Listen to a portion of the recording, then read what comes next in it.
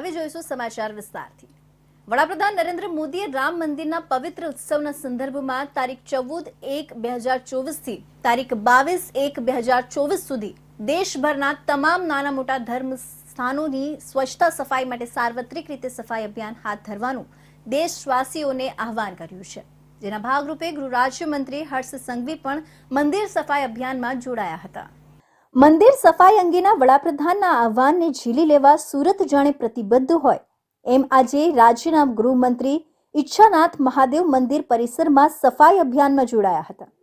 હર્ષ સંઘવી સૌપ્રથમ મંદિરમાં ભગવાન ભોલેનાથના દર્શન કરીને વિધિપૂર્વક પૂજા કર્યા બાદ જાતે હાથમાં સફાઈ સાધનો લઈને મંદિર પરિસરમાં સાફ સફાઈ કરવા ઉપરાંત પોતું મારીને વડાપ્રધાનના આહવાનને સાર્થક કરવા પ્રયત્ન કર્યો હતો। સાથે સમગ્ર ગુજરાત રાજ્યના નાના મોટા તમામ ધાર્મિક સ્થળોને સ્વચ્છ અને સુઘડ બનાવવા માટે તારીખ 14/1/2024 થી તારીખ 22/1/2024 દરમિયાન સફાઈ અભિયાનનું જન આંદોલન હાથ ધરાશે એવું કહ્યું હતું। દેશના લોકપ્રિય પ્રધાનમંત્રી આદરણીય શ્રી નરેન્દ્રભાઈ મોદીજી દ્વારા દેશભરના નાગરિકોને 14મી જાન્યુઆરીથી મંદિરોના આંગણાઓ અને મંદિરને સ્વચ્છતા સંકલ્પનો એક કઈ પ્રકારે મંદિરોમાં સ્વચ્છતા વધારી શકીએ તે માટે ખાસ આહ્વાન કરવામાં આવેલું। કાશ્મીરથી લઈને કન્યાકુમારી સુધી ચારેય દિશાઓમાં આપણે જે ભગવાન પર અતૂટ શ્રદ્ધા હોય છે તે મંદિરોની સ્વચ્છતાનું એક જબરદસ્ત પ્રારંભ થયો। ગૃહમંત્રીએ આ પ્રસંગે વધુમાં ગાંધીનગર ખાતે દારૂ પીને મૃત્યુ થવાના કેસમાં નિવેદન આપતા જણાવ્યું હતું કે રાજ્ય સરકાર ખૂબ ગંભીરતા સાથે તપાસ કરી રહી છે અને પ્રાથમિક રિપોર્ટમાં લઠ્ઠાકાંડ અંગેના કોઈ રિપોર્ટ નથી મળ્યો। સાથે જ ડિટેલ રિપોર્ટ આવ્યા બાદ જે પણ કોઈ જવાબદાર હશે એની વિરુદ્ધ સખ્ત કાર્યવાહી કરવાના સંકેત આપ્યા છે। હું આમાં રાજનીતિ નથી કરવા માંગતો, પરંતુ હું એવું માનું છું કે આ જે સામાજિક દૂષણ છે, સામાજિક દૂષણની સામે મુખ્યમંત્રી શ્રી ભૂપેન્દ્રભાઈ પટેલના માર્ગદર્શનમાં ગુજરાત સરકાર કડકાઈપૂર્વક કામગીરી કરી રહી છે, પરંતુ આ સાથે સાથે એક સામાજિક લડાઈ છે અને આપણે સૌ લોકોએ સાથે મળીને સમાજનું આ દૂષણ દૂર કરવાનું છે। સાથે સાથે આ પ્રકારના જે ઘટના બની છે તેમાં ખૂબ જ કડક પગલાં ભરવાના નિર્દેશ આપવામાં આવ્યા છે। મંદિરોની સાફ સફાઈ સાથે રાજ્યમાં જે દૂષણરૂપી નશાના કારોબારની ગંદકી પણ સાફ કરવા સરકાર તમામ પ્રયાસો કરી રહી હોવાનું જણાવતા હર્ષ સંઘવીએ કહ્યું કે સમાજના આ સામાજિક દૂષણને નાથવા સૌ કોઈ સાથે મળીને પ્રયત્ન કરવો પડશે, ત્યારે જ નશારૂપી દારૂ સહિતના દૂષણને દૂર કરી શકાશે। સમગ્ર દેશમાં પ્રભુ શ્રી રામની પ્રાણ પ્રતિષ્ઠાને લઈને ઉજવણી કરવામાં આવી રહી છે, ત્યારે આ અનુસંધાને સુરત શહેરમાંથી કળશ યાત્રાનું આયોજન કરવામાં આવ્યું છે, જેમાં સૂર્યપુત્રી તાપી નદીનું અમૃત જળ લઈ અયોધ્યા ખાતે લઈ જવામાં આવશે। 21 જેટલા ચાંદીના કળશમાં આ અમૃત જળ લઈ જવામાં આવશે। શ્રી રામ મંદિરમાં અભિષેક માટે સુરતની અતિ પવિત્ર મનાતી તાપી નદીનું જળ અયોધ્યા મોકલવાની તૈયારી શરૂ કરવામાં આવી છે। સૂર્યપુત્રી તાપી નદીનું અમૃત જળ 21 જેટલા ચાંદીના કળશ તૈયાર કરી સૌથી પહેલા તેને સુરત શહેરમાં ભ્રમણ કરવામાં આવશે અને ત્યારબાદ આ અમૃત કળશને અયોધ્યા ખાતે લઈ જવામાં આવશે। આ કળશ યાત્રામાં મોટા ભાગના શહેરીજનો જોડાશે, ત્યારે આ ચાંદીના કળશમાં અમૃત જળ હવાઈ માર્ગ મારફતે સુરતથી અયોધ્યા ખાતે લઈ જવામાં આવશે। આ અંગે માહિતી આપતા આ કાર્યના સંયોજક દ્વારા આ મામલે વિસ્તૃત जानकारी આપવામાં આવી હતી। 18 जनवरी 2024 को श्री राम अमृत कलश यात्रा का संकल्प हमारे मन से, हृदय से निकल चुका है, जो कि यह संकल्प गुजरात सूरत पावन धरा से पंडित मुरलीधर द्वारा जो संकल्प हुआ है, पूरे देश के लिए शुभ संदेश बना करके मैं सूरत से शोभा यात्रा चांदी के कलश में करना चाहेंगे। वह अभी 21 कलश है, जो कि हमारे 21 अनुदान करता श्री अंजनी नंदन सर्व मनोकामना सिद्ध ट्रस्ट को अनुदान कर रहे हैं, और वह अनुदान हम यहाँ से जल भर के ताप्ती मैया से और अंबिका निकेतन मंदिर से शोभा यात्रा अपना कमिश्नर कचहरी तक समर्पण करेंगे।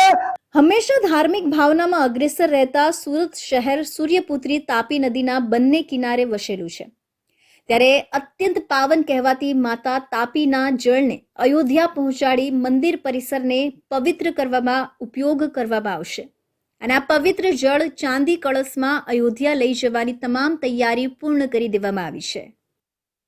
સુરતના સચિન વિસ્તારથી 3 યુવાનો સાયકલથી યાત્રા કરીને અયોધ્યા રામ મંદિર દર્શન કરવા રવાના થયા છે. યુવાનોમાં સનાતન ધર્મ અંગે જાગૃતિ હાલના સમયમાં વધી રહી છે, ત્યારે ધાર્મિક ભાવના વધારતા હાલ શ્રી રામ મંદિર પ્રાણ પ્રતિષ્ઠા ઉત્સવનું અનેરું મહત્વ હાલ દેખાઈ રહ્યું છે. સમગ્ર દેશ જ્યારે રામમય ભક્તિમાં તલ્લીન બન્યું છે, તેવા સમયે વર્ષોનું સ્વપ્ન રામ મંદિર બનવાની ખુશીમાં અને શ્રી રામજીની પ્રાણ પ્રતિષ્ઠાની ખુશીમાં સહુ રામ ભક્તો આતુરતાથી તારીખ 22 જાન્યુઆરીની રાહ જોઈ રહ્યા છે અને પ્રભુ રામ સ્વયં મંદિરમાં બિરાજમાન થશે તેવા દ્રશ્યોના સાક્ષી બનવા માટે કોઈ પગપાળા તો કોઈ સંઘ દ્વારા અયોધ્યા પહોંચી રહ્યા છે. તેવા સમયે સુરતના સચિન વોર્ડ નંબર 30ના કનકપુરમાં આવેલા શ્રી રામ મંદિરથી 3 રામ ભક્તો બ્રહ્મા શાહુ, ઓમદાસ અને દેવ પ્રજાપતિ સચિનથી છેક 1400 કિલોમીટર દૂર અયોધ્યા શ્રી રામ મંદિરના પ્રાણ પ્રતિષ્ઠાના સાક્ષી બનવા સાયકલ પર સવાર થઈને શિયાળામાં જઈ રહ્યા છે, જે એમના માટે ઐતિહાસિક અને ગૌરવવાન દિવસ છે.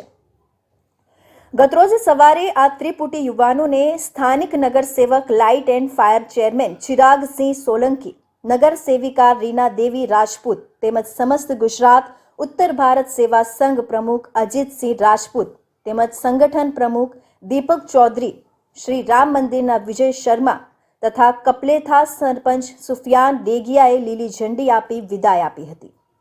આ પ્રસંગે સ્થાનિક મંદિરના આચાર્ય સદાનંદ મહારાજે વિધિવત પૂજા અર્ચન કરી આશીર્વાદ આપ્યા. સાથે 3 રામ ભક્તના પરિવારોએ પણ હર્ષના અશ્રુભીની આંખે વિદાય આપી હતી. આ 3 યુવાનોના પરિવારોને ભગવાન શ્રી રામમાં અપાર શ્રદ્ધા છે, જેથી હાલમાં સમગ્ર ભારત રામમય બન્યું છે અને ઠંડીના દિવસોમાં આ યાત્રા કેવી રીતે પૂર્ણ થશે તે વિશે જાણકારી આપીને વિદાય આપવા આવી હતી.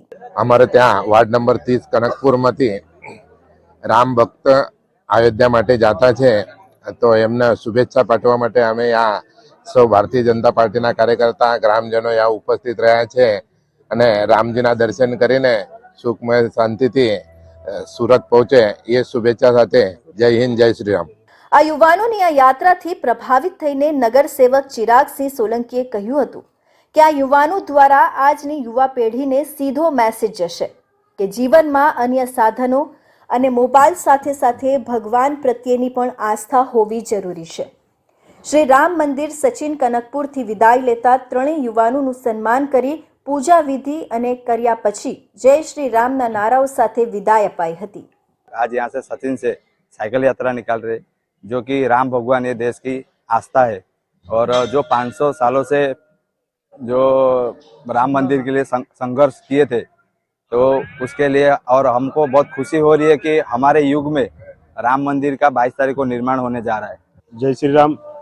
જ્યારે આખા દેશમાં અને દુનિયામાં રામ જન્મભૂમિ ખાતે 22 તારીખે પ્રાણ પ્રતિષ્ઠાનો ઉત્સવ ઉજવવામાં આવી રહ્યો છે, તે સંદર્ભે સુરત મહાનગરપાલિકા વોર્ડ નંબર 30 કનકપુર ખાતે શ્રી રામ મંદિરેથી અમારા 3 યુવાનો જે રામ ભક્તો અને અન્ય રામ ભક્તો અહીંયા ઉપસ્થિત છે તેમને પ્રોત્સાહિત કરવા માટે જેઓ સાયકલ દ્વારા અયોધ્યા પહોંચવાના છે આવનારા સમયમાં, એ બદલ એમને પણ ખૂબ ખૂબ શુભકામના પાઠવું છું.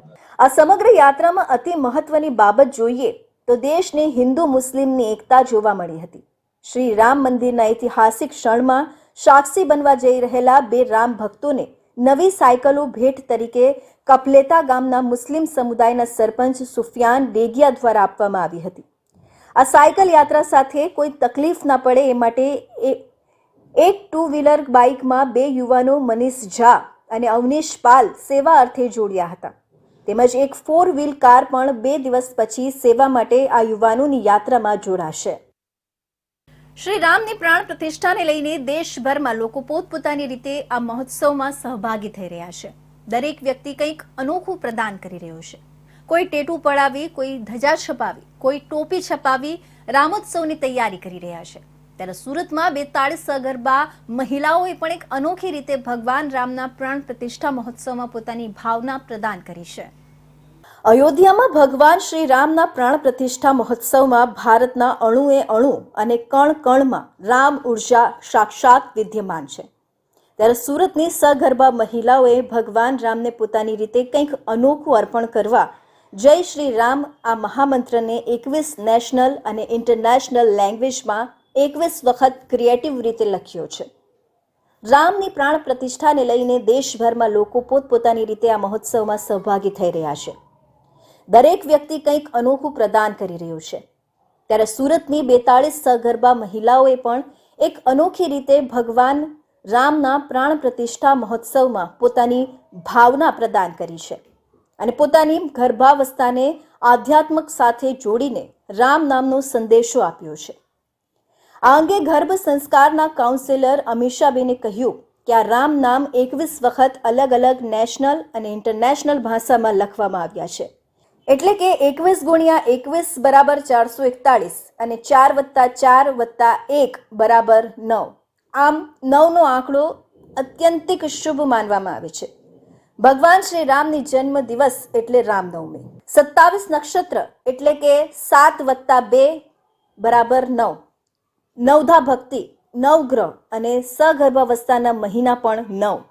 આમ આ સમર્પિત ભાવ સાથે લેંગ્વેજ અને રામ નામના સ્પંદન થકી બાળકના ભાવનાકીય અને ઇમોશનલ સ્તરને ઈશ્વર સન્મુખ વાળવાનો આ પ્રયાસ છે. ભારતની માટીમાંથી જન્મ લીધેલ આપણે જ્યારે મૃત્યુ પામીએ છીએ ત્યારે પણ સતયુગથી લઈને કલયુગ સુધી રામ બોલીને જ શમશાન યાત્રા કાઢવામાં આવે છે. આમ અંતથી આરંભ અને આરંભથી અંત રામ વગર શક્ય નથી. આમ આ જ ઉદ્દેશ્યથી આ કાર્ય ખૂબ નિષ્ઠાપૂર્વકના પ્રયત્નથી કરવામાં આવ્યું છે. જી, મિરેકલ ગર્ભ સંસ્કારમાં આવનાર જે અમારી પ્રેગ્નેન્ટ માતાઓ છે એમણે 42 માતાઓએ 21 લેંગ્વેજમાં ડોમેસ્ટિક અને ઇન્ટરનેશનલ જય શ્રી રામ આ મહામંત્રને લખેલો છે, આલેખિત કર્યો છે 21 વખત. આ પ્રોજેક્ટ જ્યારે હતું ત્યારે મનમાં એવું હતું કે ભગવાન રામનું પ્રાણ પ્રતિષ્ઠા મહોત્સવ જ્યારે અયોધ્યામાં ફરીવાર થાય છે અને આ ઐતિહાસિક મુમેન્ટના આપણે જ્યારે સાક્ષી બનવાના છે ત્યારે સગર્ભાવસ્થામાં હું મારા રામને શું આપી શકું, આ એક ઉદ્ભવ બીજ જે છે એ માનસ પર ચાલતું હતું અને તેવામાં આ પ્રોજેક્ટ જે છે, વિચાર જે છે, થોટ્સ જે છે એ ડેવલપ થયો. પ્રભુ શ્રી રામના મંત્રને 5000 વાર લખીને ધન્યતા અનુભવતી સગર્ભા ડોક્ટર વિશ્વાબેન પટેલ કહે છે કે રામ નામના સ્પંદન થકી ભારતના ભાવનાકીય સ્તરને ઈશ્વર સન્મુખ વાળવાનો આ એક અનોખો પ્રયાસ છે. 21 અલગ અલગ લેંગ્વેજમાં શ્રી રામનું મંત્ર ક્રિએટિવ રીતે મહિલાઓ માની રહી છે કે હાલ સમગ્ર દેશ રામના આગમનનો મહોત્સવ મનાવી રહ્યું છે. ત્યારે અમે પણ અમારા બાળકમાં રામના જેવા ગુણો આવે અને ભગવાનના આગમનને વધાવીએ તે ઉદ્દેશ્યથી જ આ રામના નામ લખ્યા છે. મેં 5000 વાર ભગવાન રામનું નામ લખ્યું છે અને આ મંત્ર જ્યારે અમે લખ્યું ત્યારે મને પોઝિટિવ એનર્જી મળી છે. અમીષાબેને અમને એક સજેશન આપ્યું કે આપણે કંઈક નવું કરીએ, કંઈક નવી એક્ટિવિટી કરીએ કે જેનાથી આપણું બી કંઈક ઘડતર થાય, આપણા વિચારોમાં બી કંઈક નવું અપડેટેશન થાય. એટલે અમે અલગ અલગ 21 લેંગ્વેજની અંદર જય શ્રી રામ જે મહામંત્ર છે એ કઈ રીતે લખી શકાય અને 21 વખત લખીએ એ અમે એક નવું એક્ટિવિટી કરી. 21 વખત જ કેમ લખવાનું ને 21 જ નામ કેમ, તો 21 × 21 એટલે 441 થાય. એનો આપણે સરવાળો કરીએ ત્યારે 9 થાય અને 9 એ લકી નંબર છે આપણે બધા જાણીએ છીએ. ગર્ભ સંસ્કારને લઈને પ્રાચીન કાળમાં અર્જુન પુત્ર અભિમન્યુની વાત અતિ પ્રચલિત છે અને એના ઉદાહરણ પછી સગર્ભા અવસ્થામાં સંસ્કારને લઈને મહિલાઓ અતિ ઉત્સાહિત રહે છે. ત્યારે પ્રભુ શ્રી રામ જેવા સંસ્કારો અને આદર્શ વ્યક્તિત્વ પોતાના બાળકમાં પણ આવે એવી આશા સાથે હાલ આ 42 સગર્ભા મહિલાઓ ગ્રાભ સંસ્કારને લઈ રામભુ શ્રી રામનું સ્મરણ કરી રહી છે. તો હવે જ્યારે ગણતરીના દિવસો બાકી છે અને એક અઠવાડિયા પછી ભગવાન શ્રી રામજીની પ્રાણ પ્રતિષ્ઠા અયોધ્યામાં થવા જઈ રહી છે ત્યારે સમગ્ર દેશમાં આ અવસરને એક તહેવાર રૂપે ઉજવવા માટે સૌ કોઈ તૈયાર થઈ રહ્યા છે. ભારતની સાથે સાથે સમગ્ર વિશ્વમાં વસતા હિન્દુ સમાજ આમાં સહભાગી થવા તત્પર દેખાઈ રહ્યા છે. સમગ્ર દેશમાંથી તમામ વર્ગના લોકો, તમામ જાતિના લોકો ભગવાન રામની પ્રાણ પ્રતિષ્ઠાને એક અવસર રૂપે ઉજવવા માંગી રહ્યા છે. ત્યારે સુરત શહેરના લોકો પણ આમાં પાછળ રહ્યા નથી. સુરત શહેર કે જે એક લઘુ ભારત તરીકે સમગ્ર દેશમાં પ્રતિષ્ઠિત છે, ત્યારે મોટા પ્રમાણમાં અહીં નોકરી ધંધા અને કામ અર્થે પરપ્રાંતિયો લોકો વસે છે. આ તમામ લોકો કોઈક હીરા વ્યાપાર સાથે, કોઈક કપડા વ્યવસાય સાથે, તો કોઈક લઘુ ઉદ્યોગ સાથે જોડાયેલું છે. ભગવાન રામની પ્રાણ પ્રતિષ્ઠા સંદર્ભે જ્યારે લોકો અયોધ્યા સુધી નથી જઈ શકતા, ત્યારે ભગવાન રામમાં રહેલી આસ્થાને ધ્યાને રાખી તમામ લોકો દ્વારા કંઈક ને કંઈક અવનવું કરવામાં આવી રહ્યું છે. છેલ્લા ઘણા વર્ષોથી સુરતમાં રહી અને કપડાનો વેપાર કરતા એવા વિકાસ જૈન દ્વારા એક અનોખો કાર્યક્રમ શરૂ કરવામાં આવ્યો હતો, જેમાં ભગવાન રામની પ્રતિષ્ઠાને લઈ વધુથી વધુ લોકો આમાં જોડાય અને હિન્દુ ધર્મની ખ્યાતિ સમગ્ર વિશ્વમાં થાય તે હેતુથી તેમની સાથે જોડાયેલા સુરત શહેરના વેપારી હોય, ગુજરાત રાજ્યના વેપારી હોય કે ગુજરાત રાજ્યની બહારના જેટલા પણ વેપારીઓ હોય, તેમને જે કપડાં બનાવવાનો ઓર્ડર આપ્યો હોય તે તમામ પાર્સલોની સાથે ભગવાન શ્રી રામ માટે તૈયાર કરાયેલી એક કીટ મોકલવામાં આવી રહી છે.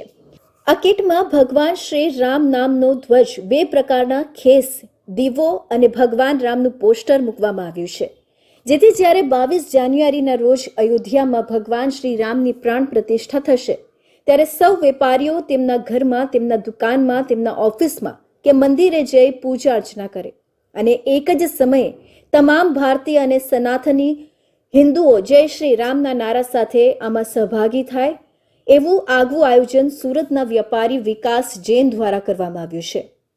આ વાતની જાણ સુરત શહેરના ટેક્સટાઇલ માર્કેટમાં ફોસ્ટાના અધ્યક્ષ કૈલાશ હકીમ, ટેક્સટાઇલ યુવા બ્રિગેડના મુખ્ય એવા લલિત શર્મા અને અન્ય વેપારીઓ પણ આમાં સહભાગી થવા વિકાસ જૈન સાથે જોડાયા હતા.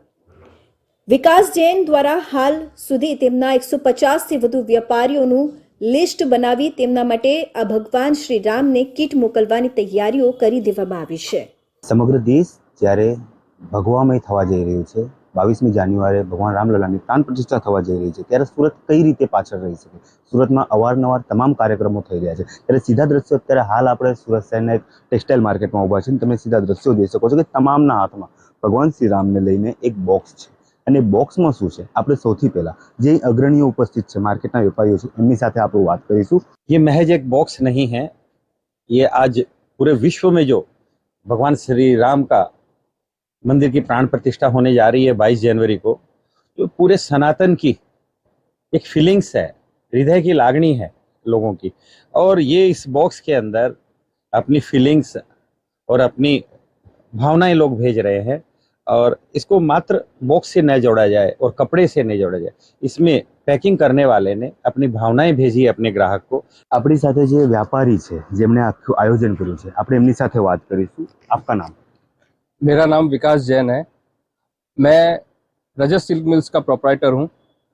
मेरे मन में बहुत समय से ये एक भावना थी कि जहाँ 500 वर्ष के हमें इंतजार के बाद एक ऐसी घड़ी जो हमें यहाँ मिल रही है, हमें इस युवा पीढ़ी को देखने का सुअवसर मिल रहा है, ऐसी घड़ी के अंदर क्यों ना हम भी अपने व्यापारियों के साथ, जो उनसे हम रात दिन व्यापार करते हैं, उनके साथ इस शुभकामनाओं को हम साथ में मिलकर बांटे. उसी भावनाओं को ध्यान में रखते हुए इस राम मंदिर की जो 22 जनवरी की तिथि हमारे बीच में है, उसके शुभकामनाओं के लिए मैंने एक ऐसा किट तैयार किया है, जिसमें मैंने अपनी शुभकामनाएं उनको यहाँ से साथ में इस पार्सल के माध्यम से उनको भेज रहा हूँ, जिसमें अनेक अलग अलग तरह की वस्तुएं हैं, जिनमें उनको राम मंदिर के चिन्ह के साथ में शुभकामनाएं मैंने प्रेषित की है. આપણી સાથે વિકાસભાઈ જોડાયા હતા, ફોસ્ટાના જે અધ્યક્ષ છે કૈલાશ હકીમજી જોડાયા હતા, અને તેમને સમગ્ર બાબતે જે માહિતી આપી છે, ક્યાંક ને ક્યાંક ભગવાન રામની જ્યારે પ્રાણ પ્રતિષ્ઠા થવા જઈ રહી છે, તે અનુસંધાને સમગ્ર વિશ્વમાં આની ખ્યાતિ થાય અને લોકો હર્ષોલ્લાસથી આમાં જોડાય, તે અનુસંધાને માર્કેટના વેપારીઓ દ્વારા એક અલગ મુહિમ ચલાવવામાં આવી રહી છે. કેમેરા પર્સન રવિ વેંડે સાથે હું અમિત રાજપૂત, ઇન્ડિયા ન્યૂઝ ગુજરાત, સુરત. તો રાજ્યના પાડોશમાં આવેલા સંઘ પ્રદેશ દમણમાં પણ ઉત્તરાયણના પર્વની ધામધૂમપૂર્વક ઉજવણી કરવામાં આવી હતી. દમણ પ્રશાસન દ્વારા દમણના દરિયા કિનારે પતંગ મહોત્સવનું આયોજન કરવામાં આવ્યું હતું, જેમાં મોટી સંખ્યામાં સ્થાનિક લોકો સાથે પ્રવાસીઓ પણ જોડાયા હતા. રાજ્યના છેવાડે આવેલા સંઘ પ્રદેશ દમણ ખાતે ઉત્તરાયણ નિમિત્તે પતંગ ઉત્સવનું આયોજન કરાયું હતું. દરિયા કિનારે કરાયેલા ઉત્સવના આયોજનમાં સ્થાનિક પ્રશાસન અને અધિકારી સાથે સ્થાનિક લોકો અને પ્રવાસીઓ ઉત્સાહભેર જોડાયા હતા અને ઉત્સવનો આનંદ માણ્યો હતો. દરિયા કિનારે યોજાયેલા આ પતંગ મહોત્સવમાં મોટી સંખ્યામાં લોકો દરિયા કિનારે ઉમટ્યા હતા. મહત્વપૂર્ણ છે કે દમણ પર્યટન સ્થળ છે. દેશભરના પર્યટકો અહીં દરિયા કિનારે આવતા હોય છે. જો કે આજે ઉત્તરાયણના મહાપર્વ નિમિત્તે પ્રશાસન દ્વારા યોજાયેલા પતંગ મહોત્સવને માણવા સમગ્ર દક્ષિણ ગુજરાત અને દમણ અને આસપાસના વિસ્તારના લોકો મોટી સંખ્યામાં ઉમટી પડ્યા હતા.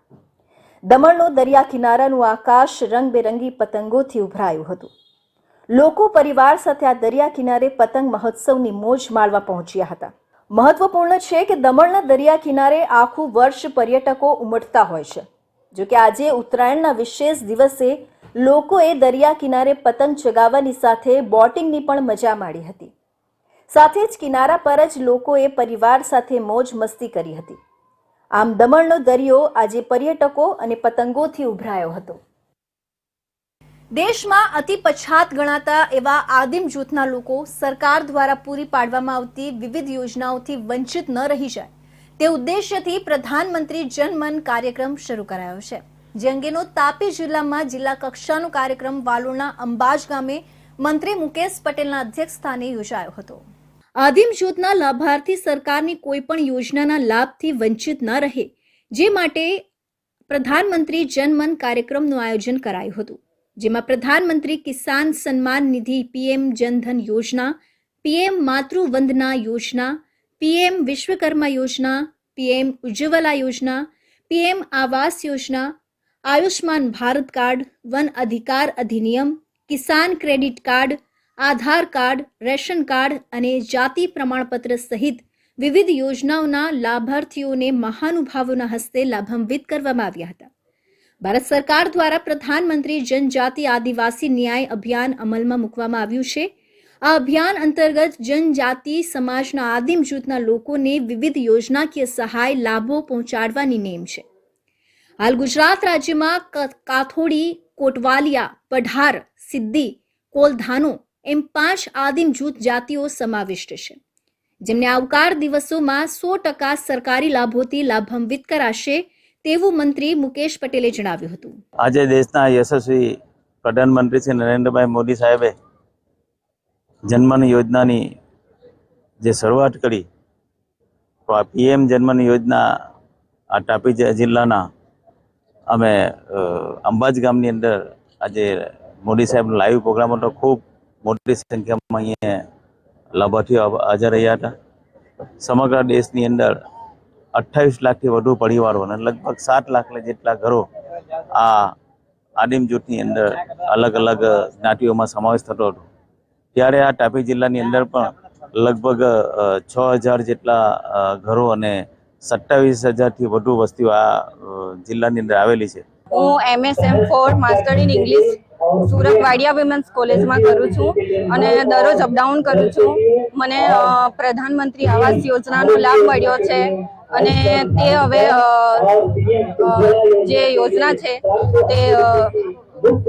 તેનો લાભ મળવા જઈ રહ્યો છે.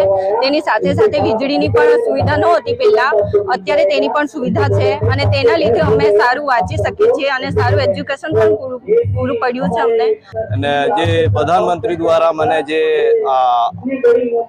આયોજન મળ્યું છે એનો હું ખૂબ જ આભાર માનું છું. જે મારી પાસે 35 વર્ષથી જે લાઇટનું કન્જેશન નહીં હતું તે પણ મને મળ્યું છે અને જે ગેસ નહીં હતો એ પણ મને મળ્યું છે અને જે પાણીની સુવિધા નહીં હતી નદીમાંથી અમે લાવતા હતા પણ હમણાં પાણીના નળ પણ મારા ઘરે પહોંચ્યા છે. એટલે હું પ્રધાનમંત્રીને હું ખૂબ જ આભાર માનું છું. વાલોડના અંબાજ ગામે યોજાયેલા જિલ્લા કક્ષાના કાર્યક્રમમાં મંત્રી મુકેશ પટેલ સહિત સાંસદ પ્રભુભાઈ વસાવા, જિલ્લા પંચાયત પ્રમુખ જાલમસિંહ વસાવા, ધારાસભ્ય મોહનભાઈ કોંકડી, જયરામ ગામિત સહિત જિલ્લા કલેક્ટર સહિત મહાનુભાવો ઉપસ્થિત રહ્યા હતા. જેમાં જિલ્લા આદિમ જૂથના લાભાર્થીને વિવિધ યોજનાની સહાય કીટનું વિતરણ કરવામાં આવ્યું હતું. દેશમાં માર્ગ સલામતી અંગે જાગૃતતા ફેલાવવા તથા માર્ગ અકસ્માતોમાં ઘટાડો કરવા રાષ્ટ્રીય માર્ગ સલામતી માસનો પ્રારંભ થયો છે. આ ઉજવણી દરમિયાન દેશભરમાં માર્ગ અકસ્માતના કારણોને તેને રોકવાના ઉપાયો સહિતની વિવિધ જાગૃતિ પ્રવૃત્તિઓ યોજાશે. તે અંતર્ગત સુરત ટ્રાફિક વિભાગ દ્વારા સુરતના અઠવા લાઇન્સ ચોપાટી ખાતે જનજાગૃતિ અભિયાનનું આયોજન કરવામાં આવ્યું હતું. દર વર્ષે હજારો લોકો દેશભરમાં માર્ગ અકસ્માતોને કારણે મૃત્યુ પામતા હોય છે.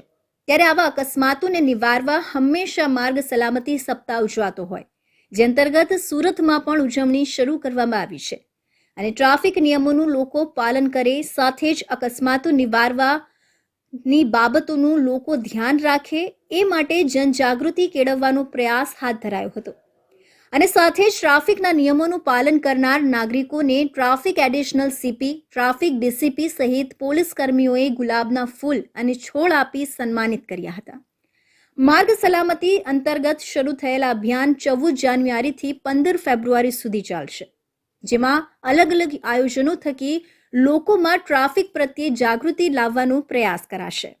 જનરલી દર વર્ષે ટ્રાફિક સપ્તાહની ઉજવણી કરવામાં આવે છે, પરંતુ 2024માં ટ્રાફિક સેફટી મંથ તરીકે ઉજવણી કરવામાં આવનાર છે, જેથી દરરોજ છે તે જે ટ્રાફિકને લગતા અવેરનેસને કાર્યક્રમ છે, સ્કૂલોમાં ટ્રાફિકનું એજ્યુકેશન તથા બાળકોને અવેરનેસ કરવામાં આવે છે.